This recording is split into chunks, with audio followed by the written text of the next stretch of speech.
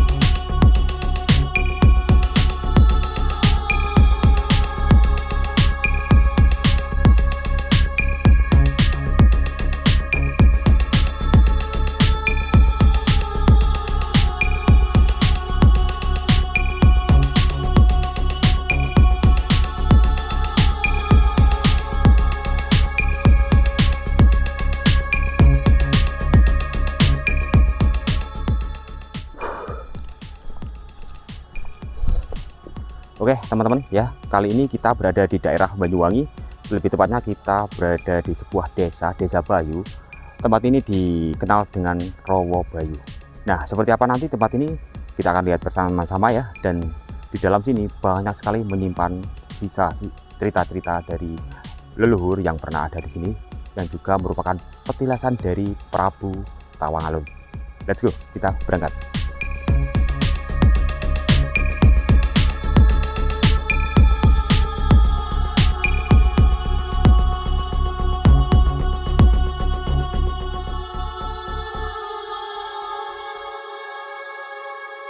Yang tepatnya di desa apa Pak? Namanya Pak?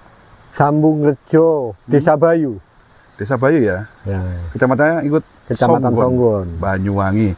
Dan kali ini ya kita didampingi Bapak Sutrisno ya, untuk mereview sebuah lokasi yang dimana tempat ini merupakan tempat peradaban atau peninggalan leluhur yang lebih dikenal dengan Prabu Tawangalun. Ya, yang dinamakan ini adalah Linggayoni. Kalau yang di sini namanya? Linggayoni. Linggayoni. Ya.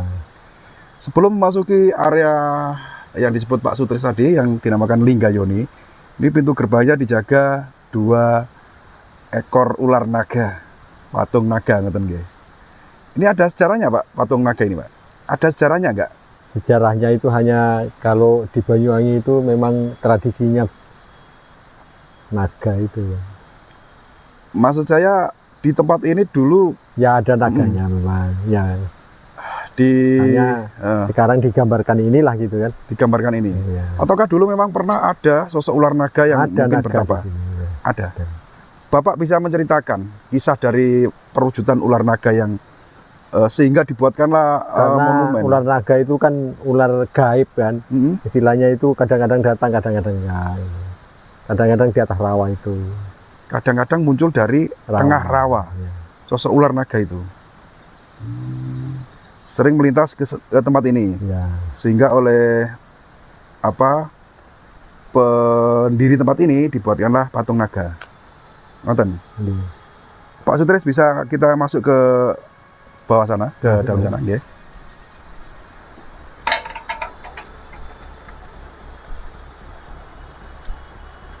Nah, jadi patung ini memang sengaja dibuat ya karena melambangkan sebuah tempat yang sakral yang dulu menurut cerita Pak Sutris, nah, tempat ini sering dilintasi ular naga.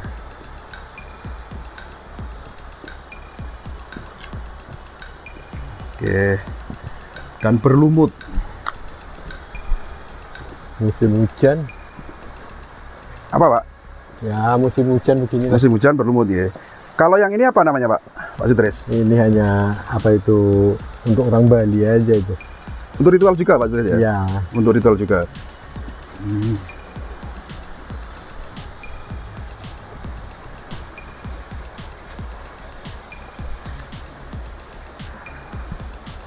Yang dimaksud Linggayoni yang mana, Pak Sutris? Linggayoni inilah batu ini.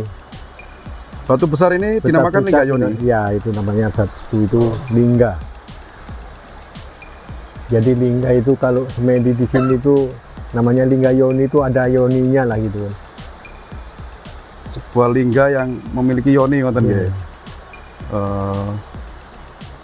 Juga sering digunakan untuk sembahyang Ya, sembahyang ritualan umat Hindu. umat Hindu ya, semua umat lah itu kadang-kadang. Semua umat, Ya. termasuk juga spiritual juga nggih. Ya, Kalau yang di depan jenengan itu patung siapa? Siwa ini. Patung Dewa Siwa. Siwa. Kalau keliling ke sana itu ada apa, Pak Sutris? Sudah Gimana? mentok ya, ini dipagar seperti ini ya? Enggak, ya sebetulnya hanya keliling itu aja. Oh gitu. Jadi ini merupakan Linggayoni dan patung yang ada di kiri kanan. Kalau patung kiri itu kayaknya baru ya, buatan Ya. ya. Kalau yang di samping jenengan persis itu patung lama. Ya, ini Siwa ini kan. Patung Dewa Siwa itu lama ya?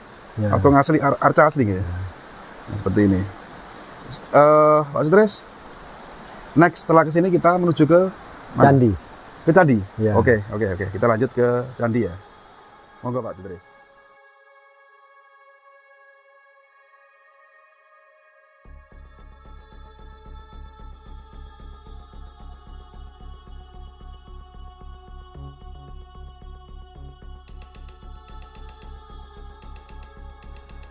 Pak Sutris, bentar. Luas dari lokasi Rawabayu ini berapa hektar, Pak? Keseluruhannya, Pak? Kalau nggak salah itu 10 hektar, 5. 10 hektar, 5, meliputi hutan, situs juga Rawabayunya. Ya. Oke, monggo Pak. Oke. Luas juga ya, 10 hektar. 10 0,5. 10, Ya. masih lebih ya Pak ya terus. Ya, 10 hektar lebih.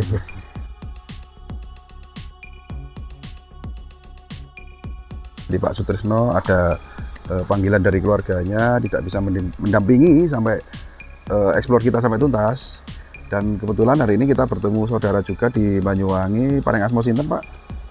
Jenengan Pak? Ki Sabdo Jagat. Ki Sabdo Jagat, yang beliau juga sangat paham tentang ya lokasi ini nih, ngoten nggih. Kalau kita bilang paham sejarah, mungkin Jinan juga paham ya. Sedikit Ya. banyak paham ya. Kita membuka kalau sejarahnya ya sedikit banyak, tapi nggak seluruhnya. Iya. Insya Allah saya memahami Iya. cerita Rawabayu ini, bagaimana beliau yang Prabu Tawang Alun bertapa di sini. Ini petilasan ya, Petilasan. bertapa di sini. Nah, mari kita tunjukkan pertapaan beliau dan nanti akan kita ceritakan sedikit kenapa beliau bertapa di sini dan ada permasalahan apa beliau di sini menyendiri di sini. Siap. Nah, Iya. Oke, mari kita Iya. ikuti. Jadi kita menuju ke candi ya Pak? Di sini ya? Kita Nggak- langsung ke sana ya, tempat pertapaan beliau. Oh gitu, Ya, tempat pertapaan. Enggak enak lewat sini. enggak lewat sini, bisa lewat sini. Ya, Lewat sini lewat aja. sini. Jadi gini melewati candi di sini. Iya. Rutenya seperti itu. Oke, gini saudaraku ya, yang Prabu Tawang Alun atau yang dikenal Tawang Alun, beliau mempunyai sebuah kerajaan kecil di Banyuwangi. Dulu bukan Banyuwangi ya. Di sini beliau mempunyai kerajaan dan di dalam kerajaan saya mendengar ya, ini kisah ya. Benar atau salahnya silahkan dikoreksi, bahwasanya di dalam kerajaan ini ada perebutan tahta atau perebutan singgasana, sehingga beliau merasa prihatin karena yang merebutkan itu adalah saudaranya sendiri. Nah, akhirnya beliau menepi di sini untuk menenangkan jiwanya menghadapi gejolak yang berada di kerajaan. Nah, di sini beliau ditemani seorang dayang, bisa dikatakan Nyai Resek. Nah, beliaulah Nyai Resek ini pembantu yang setia, mendampingi kemana beliau berjalan. Nah, di sini menepi sehingga beliau ingin mengheningkan cipta atau cipta rasanya terhadap Yang Maha Kuasa atau Sang Hyang Widiwasa bisa, atau terhadap Allah bisa. Ya, dan di sini beliau menemukan ketenangan jiwanya. Nah, nanti akan kita tunjukkan pertapaan beliau yang berada di sana ya. Ini kita menuju ke candi, di mana candi kemarin sudah dibersihkan dari lumut-lumut oleh saudara-saudara pemangku adat dan saudara-saudara pemangku atau pengembang budaya-budaya leluhur tanah Jawa.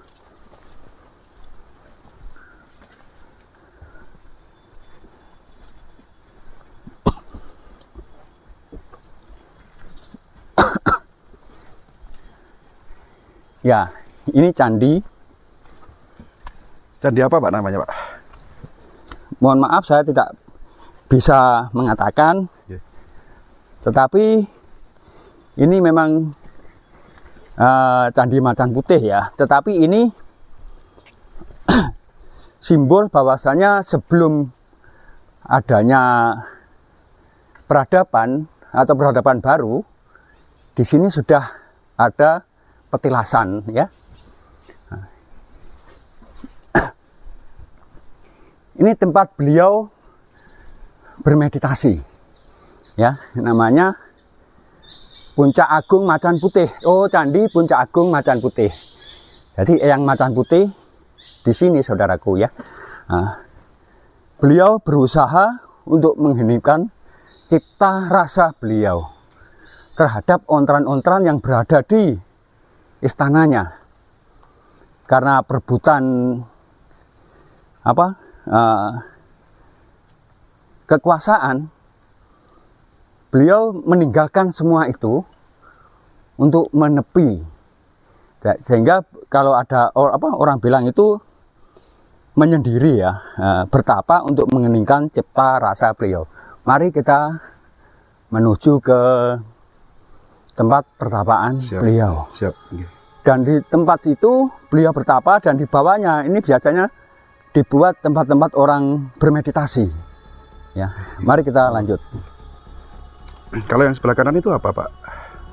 Itu ada makam, ya. Samping itu ada makam. Dan kalau nggak salah ada sumber amarta atau air sumber kehidupan gitu Pak? Panguripan gitu. Sumber panguripan. Nah, Ananta Boga iku kisahnya perkumpulan para pertapa. Iya. Nang kono kuwi. Ya. Ini saudaraku ya. Ini bisa dikatakan untuk tempat menginap atau tempat orang-orang sholat dulu ya. Nah, tempat untuk orang-orang sholat dan menginap di sini. Nah, akan tetapi sekarang sudah dibikinkan musola, jadi banyak orang yang bermunajat di sana. Itu ada musola, itu baru ya. Musola itu baru, dulu tidak ada ya. Nah, mari kita lanjut. Ini biasanya tempat ganti baju ya. Nah, di sini ini WC umum, tempat ganti baju di sini. Nah, ini tempat orang-orang yang biasa istirahat ya. Nah, di sini ini untuk makan, mamiri ya di sini. Nah, di sini ini ada orang ya. Biasalah di sini kita ngopi bareng. Nah, di sini tempatnya orang-orang untuk ngopi, bahkan sampai larut malam, sampai jam 3. Ya, itu apa ya? Orang-orang yang bertapa atau menyendiri ya. Jadi dulu Prabu Tawang Alun saat menggantikan ayahnya atau mas kembar, Mas Tanpa Uno, Pangeran Kedawung. Dia dulu pada tahun 1659 sebagai Raja Blambangan. Ya, kerajaan Blambangan meliputi apa saja kekuasaan beliau itu meliputi Jember, Lumajang, Bondowoso, dan Panarukan. Nah, namun saudaranya ini amat sangat banyak sekali yang iri terhadap kesuksesan beliau ya. Iri demi keamanan dan kedamaian kerajaan, Prabu Tawang Alun rela menyerahkan. Nah, itu tadi sudah saya jelaskan bahwasanya ada ontran-ontran perebutan kekuasaan. Nah, tadi kan saya sudah bilang seperti itu kan ya, perebutan kekuasaan di mana beliau rela menyerahkan kerajaannya terhadap saudaranya, yaitu demi keamanan dan kedamaian kerajaannya Prabu Tawang Alun rela menyerahkan tahtanya. Nah, di sini situs yang diyakini sebagai tempat pertapaan beliau menyerahkan tahta kepada adiknya Mas Wilabrata ya. Tempat beliau dulu bertapa, mohon maaf ada di atas sana ya. Nah, itu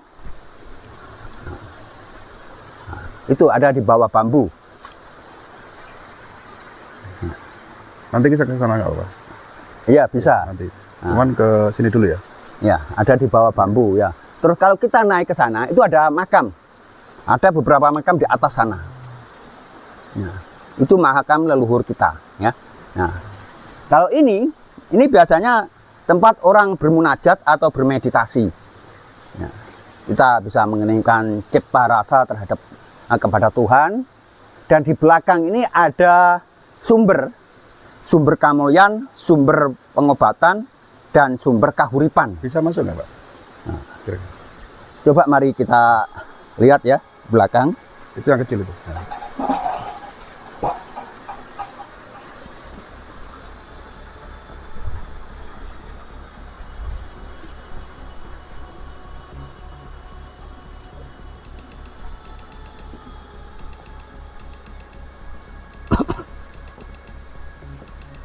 Ini yang di dalam cungkup ini petilasan ya? Nah, ini ada batu sebenarnya. Nah, batu bukan benar. Batu pertapaan ya? Iya, ada batu. Nah, di situ banyak orang-orang yang ritual. Oke, siap. Nah, tempat orang-orang ritual. Kita tidak usah mengganggu mereka. Ya. Kita coba ke belakang ya. Nah, di sini ini tempat orang-orang mensucikan diri.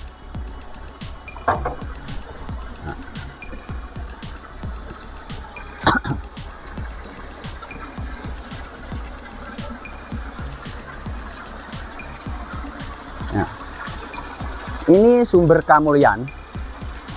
Biasanya orang-orang yang ingin hajatnya terkabul ya, percaya atau tidak percaya, tetapi terserah saudaraku semua, terserah netizen. Ini sumber kamulyan ini sebenarnya untuk membersihkan hati kita, raga kita dari energi-energi negatif, dari pikiran-pikiran negatif, dan merendahkan semua egosentrisnya. Nah, jadi dalam artian mari kita merendahkan diri kita serendah-rendahnya hingga orang lain tidak bisa merendahkan kita. Nah, di situ saudaraku. Mohon maaf bikin.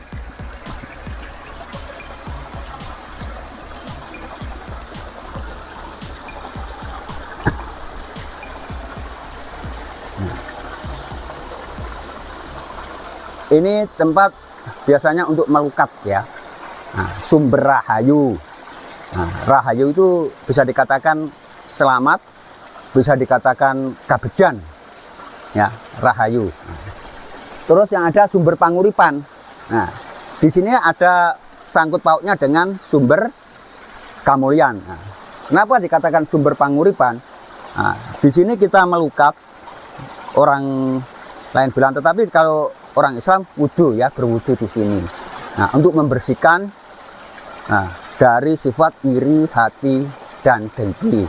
Nah, di sini ya, tan ono wujud kejaba ana kang wujudake. Ya, berarti tidak ada yang berwujud kecuali yang mewujudkan. Ya. Terus wujud kang wujudake wujud iku kang sun arani Tuhan. Sun paringi asma Allah kang Maha Kuwasa. Ini dari bahasa orang-orang Islam. Ya. Nah, itu cuplikan dari bahasa orang-orang Islam. Jadi kalau bahasa kepercayaan itu bisa dikatakan semua itu yang mewujudkan itu adalah kekuatan semesta, energi semesta. Ya, bisa dikatakan Allah, bisa dikatakan Sang Hyang Widiwasa, bisa dikatakan dalam kata lain terserah sesuai dengan kepercayaan mereka masing-masing. Mari lanjut.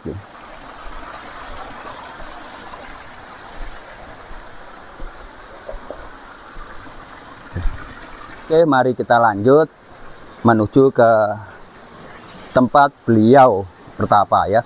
Nah, mudah-mudahan tidak salah ya. Antri. Kita naik atas, itu ada filosofisnya itu saudaraku ya. Saya takut berbicara apabila salah ya. Mari kita naik di tempat beliau bertapa, dan ini namanya pohon kembar.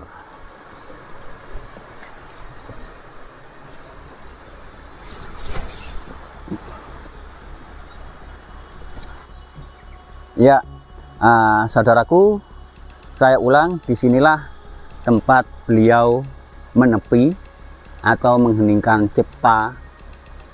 Bagaimana beliau meningkatkan spiritualnya menghadapi ontran-ontran yang berada di kerajaannya.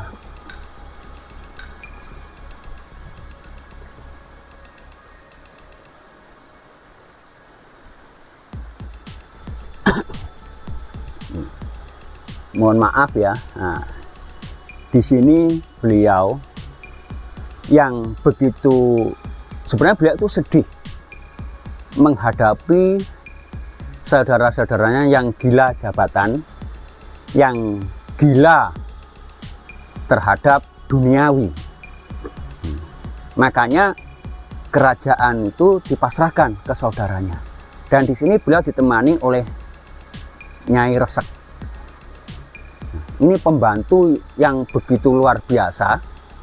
Perwujudannya itu orangnya itu kurus. Nah, kalau patihnya agak lumayan. Perbedaan patih sama yang Prabu Tawangmangu ini dari suara. Suaranya Prabu Tawangmangu besar sekali. Besar sekali suaranya. Kalau patih tidak banyak bersuara tetapi memekakkan telinga. Kecil suaranya beliau. Itu yang pernah saya tangkap di sini. Nah, terus kalau ini ada tangga. Ini ada tangga. Nah, tangga ini naik. Di sana ada makam. Cuma saya nggak pernah naik ke sana. Saya 2 kali naik ke sana. Napas itu terasa mau putus. Sangat tinggi ya Pak ya? Iya, napas itu terasa mau putus. Nah, itu sekilas info dari saya di Satu Jagat. Mungkin ini di sesi yang terakhir Pak. Jadi pesan dan kesan saking jenengan monggo disampaikan untuk generasi muda tentunya nggih. Tempat ini seperti apa dan pesan dari jenengan seperti apa gitu. Ya. Mohon maaf saudaraku ya. Mari kita menjaga tradisi-tradisi budaya. Ya. Tradisi budaya, tradisi leluhur kita. Kenapa saya selalu bilang, ayo kita jaga tradisi leluhur. Supaya kita, generasi anak cucu kita, ini paham bahwasanya leluhur kita itu leluhur yang paling mulia. Di negara lain tidak ada segemah limpah yang berada di tanah Nusantara. Nah, maka banyak orang beranggapan bahwa leluhur kita itu leluhur pecundang. Mohon maaf, leluhur kita itu jiwanya itu mulia sekali, dan doa beliau bisa kita rasakan. Nah, kita itu adalah bagian dari para leluhur tersebut. Maka kalau kita bagian dari para leluhur, mari kalau kita ingin hidup mulia dalam artian jiwanya, kita harus selalu berkoneksi dengan leluhur-leluhur Nusantara. Itu, terima kasih saudaraku, salam Rahayu. Salam Rahayu. Jadi teman-teman, itu tadi explore kita di sebuah lokasi yang dimana di sini lebih dikenal dengan nama Rowo Bayu ya. Dan mudah-mudahan tayangan kali ini bermanfaat. Mohon maaf apabila ada kesalahan, karena kami sebagai manusia biasa tidak luput dari salah.